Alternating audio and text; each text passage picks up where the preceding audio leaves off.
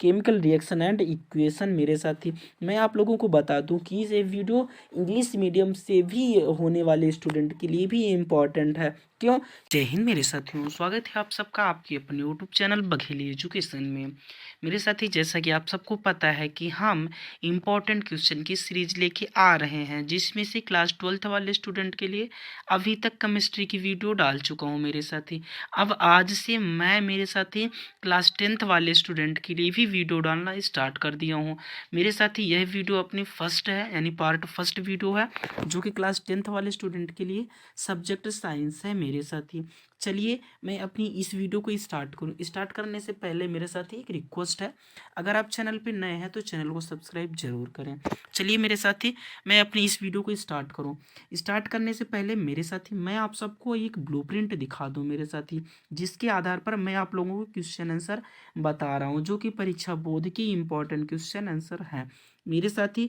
जैसे कि आप लोग देख लीजिए, यूनिट फर्स्ट है रासायनिक अभिक्रिया एवं समीकरण, यानी केमिकल रिएक्शन एंड इक्वेशन, जो कि मेरे साथी 7 नंबर के क्वेश्चन आएंगे, जिसमें से मेरे साथी 2 नंबर के एक एक क्वेश्चन आएंगे, मतलब एक एक नंबर वाले 2 क्वेश्चन आएंगे, और एक क्वेश्चन आएगा मेरे साथी 2 नंबर का, और एक क्वेश्चन आएगा मेरे साथी 3 नंबर का, जो कि मेरे साथी आपके ऑब्जेक्टिव क्वेश्चन रहेंगे 2 नंबर के, और सब्जेक्टिव क्वेश्चन रहेंगे 5 नंबर के मेरे साथी।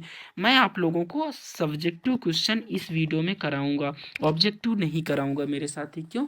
क्योंकि मैं आप लोगों को जैसे क्लास 12th वालों को किया हूँ कि ऑब्जेक्टिव के सारे आंसर्स क्वेश्चंस मैं एक अलग से 1-2 वीडियो में पीडीएफ बना के समझा दूंगा, और ऐसे ही मैं 10th वालों का भी ऑब्जेक्टिव क्वेश्चन करूंगा। सिर्फ मैं आप लोगों को अभी subjective question part by part, एक पार्ट में एक चैप्टर करा रहा हूँ मेरे साथी। देख लीजिए, मैं वीडियो स्टार्ट करने से पहले आपको अपने पिछले सेशन की टॉपर छात्रा से मिला देता हूँ मेरे साथी। ये देख लीजिए, ये है पिक है, जो कि दिव्यांशी मिश्रा है। कौन है मेरे साथी? दिव्यांशी मिश्रा है। इसका मेरे साथी रोल नंबर है, ये है, आप लोग देख सकते हैं, जो कि कक्षा 10वीं की छात्रा है।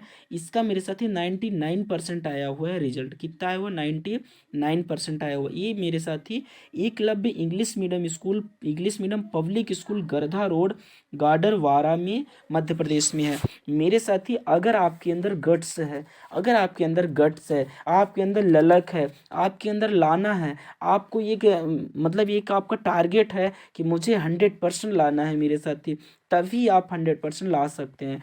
और मेरे साथी आप लोगों से रिक्वेस्ट है कि प्लीज़ आप लोग पढ़ाई स्टार्ट कर दीजिए। क्यों? क्योंकि आपके एग्ज़ाम ज़्यादा दूर नहीं है मेरे साथी।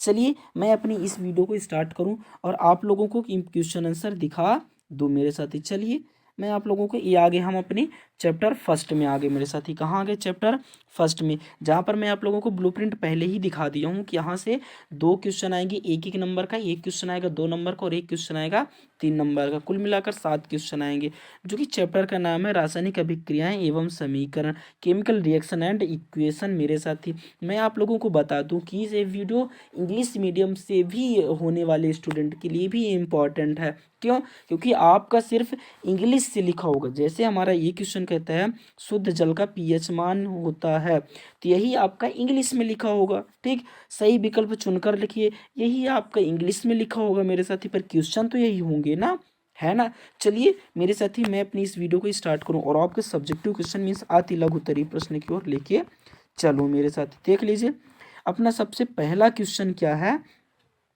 वायु में जलाने से पहले मैग्नीशियम रिबन को साफ क्यों किया जाता है? मेरे साथ ही ये क्वेश्चन पढ़ लीजिएगा। पेपर में, एग्जाम में ज़्यादा चांसेस नहीं है, पर 50% चांस है। क्यों? क्योंकि ये 2020 और 2022 में आ चुका है। तो जब 2020 और 2022 में आ चुका है तो 2023 में आना इम्पॉर्टेंट मतलब नहीं लग रहा है। फिर भी पढ़ लीजिए, शायद आ जाए, और ईजी है ना। आप लोगों को पढ़ सकते हैं, बिल्कुल पढ़ सकते हैं, स्क्रीनशॉट ले लीजिए। दूसरा क्वेश्चन मेरे साथ ही रिएक्शंस है। रिएक्शंस आप लोगों को एक दो आएगी ही आएगी। कौन सी आ सकती है? कोई फिक्स नहीं होता है मेरे साथी, है।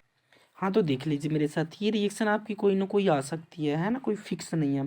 ठीक, फिर आ जाइए मेरे साथ ही आप लोग। नेक्स्ट क्वेश्चन ये होता है, किसी पदार्थ एक्स की विलयन का उपयोग सफेदी करने के लिए होता है। ये 2020 और 21 में है, तो शायद 2023 में आ जाए। पदार्थ एक्स का नाम तथा इसका सूत्र लिखिए, मतलब कोई एक एक्स है, इसका नाम और सूत्र लिखना है। तो पदार्थ एक्स का नाम चूना है। क्या है? चूना है।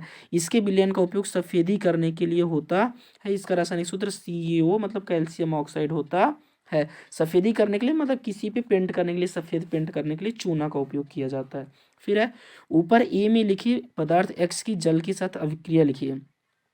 जल से विक्रिया CaO, ऊपर पदार्थ मतलब कैल्शियम ऑक्साइड CO और जल H2O, COH2O प्लस CaOH मतलब बुझा हुआ चूना। तो जो बुझा हुआ चूना होता है जिसका सूत्र क्या होता है CaOH का उल्टा H कैल्शियम हाइड्रोक्साइड। अगला क्वेश्चन आ जाइए मेरे साथी। जब लोहे की कील को कॉपर सल्फेट के विलयन में डुबोया जाता है तो विलयन का रंग क्यों बदल जाता है? देख लीजिए, आ जा सकता है एग्जाम मेरे साथी, स्क्रीनशॉट ले लीजिए, है ना। क्यों? क्योंकि मैं अगर सारे क्वेश्चंस आपको कराने लगूंगा तो टाइम बहुत हो जाएगी, मतलब वीडियो बहुत बड़ी हो जाएगी, और मैं नहीं चाह रहा हूँ कि आपका मैं ज़्यादा टाइम लॉस करूँ, है ना। फिर आ जाइए, निम्न अभिक्रियाओं में उपचयित तथा अपचयित पदार्थों की पहचान कीजिए। मतलब कौन सा उपचयित है और कौन सा अपचयित है, देख लीजिए, ज़्यादा इंपॉर्टेंट है। जैसे अब देखिए सोडियम क्या है आपका उपचयित है, O2 क्या है अपचयित है, H2 उपचयित है, CuO अपचयित है ना। फिर देख लिया अगला क्वेश्चन क्या कहता है, सिल्वर के शोधन में सिल्वर नाइट्रेट के विलयन में सिल्वर प्राप्त करने हेतु कॉपर धातु का विस्थापन किया जाता है। इस प्रक्रिया को के लिए अभिक्रिया लिखिए। बस यही अभिक्रिया लिखनी है मेरे साथ, पढ़ लीजिए। अगला, लोहे की वस्तुओं को हम पेंट क्यों करते हैं? मेरे साथ ये एग्जाम में आ सकता है। तो लोहे की वस्तुओं को हम पेंट इसलिए करते हैं संक्षारण से बचाने के लिए, मीन्स जंग से बचाने के लिए, मतलब जंग ना लगे। जैसे में देख लीजिए आप लोगों का गेट होगा, आपकी विंडोज होगी, आपके डोर होंगे, है ना। तो इन सभी जगह पर आप लोग पेंट करते हैं। क्यों? क्योंकि लोहे का बनता है, और जब लोहे का बनता है तो आप पेंट करते हैं। तो पेंट क्यों करते हैं? क्योंकि जंग ना लगे, है ना। बस नॉर्मल से क्वेश्चन है तो इसको आप लोग कर सकते हैं, ठीक। फिर ये क्वेश्चन नहीं आएगा। फिर अभिक्रिया की दर इकाई क्या है? ये भी नहीं आएगी। मोल प्रति लीटर प्रति सेकंड। शुद्ध जल का पीएच मान, ये भी नहीं आएगा। देख लीजिए, थोड़ा सा सेवन होते तो सबको पता है ना पीएच मान वगैरह, ठीक। फिर अगला क्वेश्चन देख लीजिए मेरे साथ, क्या कहता है, विकृत गंधित को परिभाषित कीजिए। तो मेरे साथ विकृत गंधित जो है ये एग्जाम में आना ज़्यादा चांसेस नहीं है, पर एक बार देख लीजिए आ सकती है, ठीक। फिर अगला क्वेश्चन है, श्वसन को ऊष्मक्षेपीय विक्रिया क्यों कहते हैं? मेरे साथ ये एग्जाम में आ सकता है, श्वसन को ऊष्मक्षेपीय विक्रिया क्यों कहते हैं, इसको पढ़ लीजिएगा। फिर अगला क्वेश्चन, संक्षारण से सुरक्षा के दो तरीके, मतलब संक्षारण से बचने के लिए दो तरीके आपको लिखना है ना। देख लीजिए अगला क्वेश्चन है मेरे साथी, रासायनिक समीकरण से आप क्या समझते हैं? और रासायनिक समीकरण देख लीजिए मेरे साथी, एग्जाम में आउबई करेगा 2023 में, इसको अच्छे से पढ़ लीजिएगा, ठीक। फिर आता है संयोजन अभिक्रिया को आप उदाहरण से समझाइए, मीन्स कॉम्बिनेशन रिएक्शन। संयोजन का मतलब होता है मेरे साथी जुड़ना। संयोजन का मतलब क्या होता है? जुड़ना। तो जब संयोजन का मतलब जुड़ना होता है तो यहाँ पर सीधा सीधा आप लिख सकते हैं, वे रासायनिक अभिक्रिया जिनमें दो या दो से अधिक तत्व या यौगिक संयुक्त होकर एकल उत्पाद बनाते हैं। मतलब दो या दो से अधिक तत्व जुड़ करके एक ठो यौगिक बना देते हैं, जिसे हम संयोजन अभिक्रिया कहते हैं। अगर आपको ये एग्जाम्पल ज़्यादा बड़ा लगे तो आपको एग्जाम्पल मैं काफ़ी ईजी बता रहा हूँ। Na+Cl करिए, इक्वल टू क्या बना दीजिए, NaCl। मतलब देख लीजिए हमारा ये पहला तत्व हो गया और ये दूसरा तत्व हो गया, जो जुड़ करके कितना बनाया, एक बनाया। ये हो गया अपना संयोजन अभिक्रिया। फिर बात करूं मैं अपनी की अपघटन या वियोजन अभिक्रिया से आप क्या समझते हैं? तो वियोजन का मतलब होता है डिकम्पोजिशन, वियोजन का मतलब होता है टूटना। जैसे अगर हमारे पास दो है, हमारे पास कितने हैं, दो है, और दो में से अगर मैं एक बना दूं, सॉरी एक है और एक को मैं दो बना दूं, तो वो हो जाता है अपना वियोजन। और एक है जिसको दो बना दिया वो हो गया, सॉरी, वियोजन। और जिसमें दो है, एक दो है और एक बना दिया वो हो गया संयोजन, ठीक मेरे साथी। तो वियोजन के लिए मेरे साथी, जैसे आप लोग वियोजन के लिए क्या होता है, वे रासायनिक अभिक्रियाएं जिनमें एक अभिकारक टूटकर दो या दो से अधिक छोटे उत्पादों में विखंडित होता है। तो जैसे मान लीजिए हमारे पास NaCl है, इक्वल टू Na+Cl माइनस, अगर बन गया मीन्स क्या हो गया, वो वियोजन हो गया, ठीक। अगला क्वेश्चन है, उपचयन और अपचयन मतलब ऑक्सीडेशन और रिडक्शन। मेरे साथी पढ़ लीजिएगा, ये जरूर एग्जाम में आता है ना, उपचयन और अपचयन, ठीक। तो ये हो गया उपचयन, और फिर ये आता है हमारा अपचयन, ठीक। फिर अगला है, निम्न पदों का वर्णन कीजिए तथा प्रत्येक का एक एक उदाहरण लिखिए। संक्षारण और विकृत गंधिता, संक्षारण और विकृत गंधिता मेरे साथ ही पढ़ लीजिएगा, है ना, जो कि एग्जाम में जरूर आता है ना, ठीक। कोरोजन और रेसिडिटी, ठीक। चलिए अगला क्वेश्चन है मेरे साथी ऊष्माक्षेपी तथा ऊष्माशोषी अभिक्रिया को उदाहरण से समझाइए। इसको आप लोग कर लीजिए। ऊष्माक्षेपी जिस रासायनिक अभिक्रिया में उत्पादों के साथ ऊष्मा भी निकलती है, ऊष्माक्षेपी होती है। ऊष्माशोषी मतलब जो ग्रहण करे, तो ऊष्माशोषी मतलब जो अवशोषित कर ले, मतलब ना निकाले ऊर्जा, और एक क्या कर ले, ऊर्जा निकाल दे उत्पाद के साथ, है ना। तो जो ऊर्जा निकालती है वो ऊष्माक्षेपी, और जो अवशोषित करती है वो ऊष्माशोषी। ठीक। फिर ये रिएक्शंस वगैरह हो गए, तो रिएक्शन कोई भी आ सकती है, मैं आपको पहले ही बताया हूँ, है ना। देख लीजिएगा। फिर है संतुलित रासायनिक समीकरण। क्या रासायनिक समीकरण को संतुलित करना क्यों आवश्यक, इंपॉर्टेंट क्वेश्चन है मेरे साथ, ये ओबे करेगी एग्जाम में। ठीक।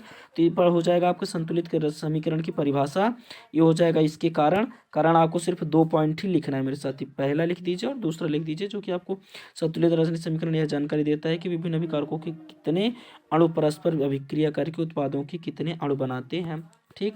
फिर है देख लीजिए मेरे साथ ही, एक क्वेश्चन नहीं आएंगे। वियोजन अभिक्रिया, अभिक्रिया दर को प्रभावित करने वाले कारक मेरे साथ ही पढ़ लीजिए, आ सकता है। ठीक। फिर आ सकता है ऊष्माक्षेपी और ऊष्माशोषी अभिक्रिया में अंतर। इसमें से मेरे साथ ही उदाहरण ना लिखेगा आप लोग, सिर्फ मेन फर्स्ट सेकंड और थर्ड पॉइंट लिख दीजिए, हो गया। ठीक। फोटोग्राफी का आधारभूत सिद्धांत लिखिए मेरे साथ ही, ज़्यादा इंपॉर्टेंट नहीं है पर एग्जाम में आ सकता है, एक बार देख लीजिए। फिर विस्थापन अभिक्रिया और द्विविस्थापन अभिक्रिया, मतलब डिस्प्लेसमेंट रिएक्शन और डबल डिस्प्लेसमेंट रिएक्शन। ओके, इसको देख लीजिए मेरे साथ ही, आ सकता है। फिर है संचारण को परिभाषित कीजिए तथा इससे सुरक्षा के 2 उपाय लिखिए। ठीक। संसारण को परिभाषित कीजिए, इसकी परिभाषा ना लिखिएगा, काफ़ी कठिन लग रही है मुझे, मतलब काफ़ी कठिन मुझे लग रही है आपकी अकॉर्डिंग, है ना। आप इजी बनाइए। ठीक। जैसे लिख सकते हैं धातुओं का धीरे धीरे नष्ट होना, वायुमंडल एवं नमी के उपस्थिति में धातुओं का धीरे धीरे नष्ट होना संक्षारण कहलाता है। इसके बचाव गैल्वेनीकरण, लोहे में सभी वस्तुओं को पिंड करके सुरक्षा की जा सकती है। ठीक। फिर रिएक्शंस वगैरह आ गई, कोई भी आ सकती है ना, इसको आप लोग कर लीजिए। फिर है दवा की बोतल अधिकांशतः रंगीन होती है, क्यों, देख लीजिए मेरे साथ ही, आ सकती है एग्जाम में, है ना।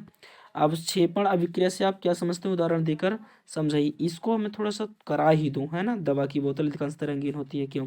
दवा की बोतल अधिकांशतः रंगीन होती है क्योंकि प्रकाश रासायनिक क्रिया द्वारा प्रकाश का अवशोषण कर कुछ यौगिक अन्य हानिकारक रसायन में खराब होने से परिवर्तित हो सकती है। अतः दवाओं को सीधे प्रकाश से खराब होने से बचाने के लिए रंगीन बोतलों का उपयोग किया जाता है। देख लीजिएगा, इसको करके आइएगा मेरे साथ ही, काफ़ी इंपॉर्टेंट क्वेश्चन है ना। फिर आइए अपना अगला क्वेश्चन, हाँ बस मेरे साथ ही फिर आ जाता है हमारा चैप्टर सेकंड आ जाता है। प्लीज़ मेरे साथ ही, हमें उम्मीद है आप लोगों की यह वीडियो काफ़ी अच्छी लगी होगी और आपको काफ़ी सारे क्वेश्चंस आंसर समझ में आ गए होंगे मेरे साथ ही। बस अंत में हमें आपसे एक ही रिक्वेस्ट है कि प्लीज़ आप लोग अगर चैनल पे नए हैं तो चैनल को सब्सक्राइब करें और अपने सभी दोस्तों तक वीडियो शेयर करें, ताकि सबको पता चल जाए कि हाँ इंपॉर्टेंट क्वेश्चन की वीडियो आने लगी है। और अब आपके पास टाइम बहुत कम है मेरे साथी, प्लीज़ प्लीज़ प्लीज़ आप अपने सभी साथियों तक शेयर करें, प्लीज़ शेयर करें, ताकि सबकी ज़िंदगी बन जाए और सब मेरे साथ ही पढ़ के जाएं। आपसे अंत में मैं ये एक और रिक्वेस्ट करता हूं कि अब आप अपनी पढ़ाई स्टार्ट कर दीजिए। क्यों, क्योंकि आपके एग्ज़ाम की टाइम टेबल मैंने बता ही चुका हूं कि 1 तारीख से है, 1 मार्च से है, और आपके पास अब टाइम बहुत कम है मेरे साथी। प्लीज़ आप लोग पढ़ाई स्टार्ट करिए। ठीक मेरे साथी, चलिए फिर मिलता हूँ मैं आप सबसे नेक्स्ट वीडियो में, नेक्स्ट पार्ट के साथ और नेक्स्ट चैप्टर के साथ। तब तक के लिए मेरे साथी जय हिंद, वंदे मातरम।